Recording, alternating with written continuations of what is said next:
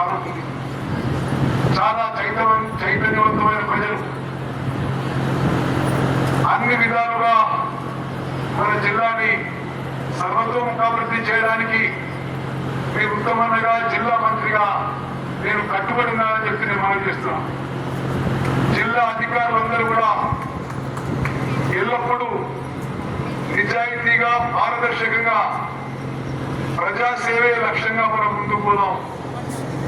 ఎక్కడ కూడా ఎటువంటి తప్పుడు విషయాలకి అధికారులు ఆస్కారం ఇవ్వద్దని చెప్పి విజ్ఞప్తి చేస్తున్నాను.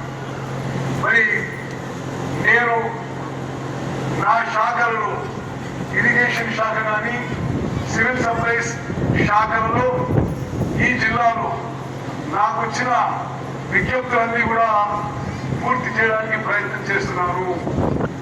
ఇరిగేషన్ విషయంలో నాగార్జున సాగర్ ఎడమకాలు కానీ మూసీ విషయంలో కానీ ఎస్ఆర్ఎస్పి స్టేజ్ 2 కానీ మరి ఎత్తిపోతల పథకాల విషయంలో కానీ మరి పాతవి అన్ని అవసరం ఉన్న ఆపరేషన్ మెయింటెనెన్స్ చేస్తూ ఎక్కడెక్కడ నీటి వసతి ఉందో కొత్త పథకాలని మంజూరు చేసి నిర్మిస్తున్నామని చెప్పి నేను మనం చేస్తున్నాం.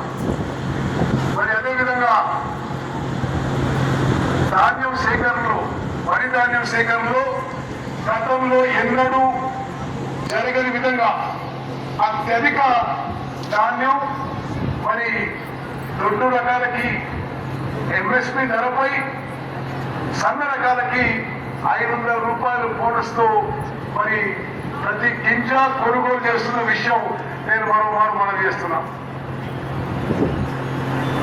తెలంగాణ రాష్ట్ర చరిత్రలో ఒక విప్లవాత్మక మార్పు తీసుకొస్తూ గతంలో రాష్ట్రంలో దొడ్డు బియ్యం కోర్స్ గ్రేడ్స్ ఇచ్చేవారు. రేషన్ కార్డు ఉన్న ప్రతి వ్యక్తికి కడుపు నిండా